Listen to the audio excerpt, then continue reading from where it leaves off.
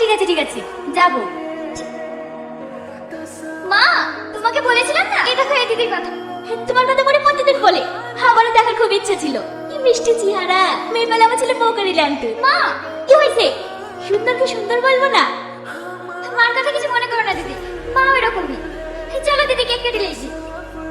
এবারে তোর ভাই এসছে, ওর কথা বলো না। 3-4 বার ফোন করা হয়ে গেল, আজকে দিনে কিছু হাসপাতালে রক্ত দিতে।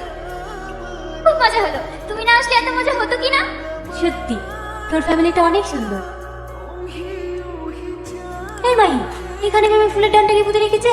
আর বলো না, আমার ভাই কোন মেয়ে নাকি ওকে বলে এই ডানটাতে ফুল ফুটলে ওর ভালোবাসা অ্যাকসেপ্ট করবে। প্রতিদিন জিজ্ঞেস করলে ওর মাথা খারাপ করে ফেললো। ফুল ফুটবে তো, ফুল ফুট।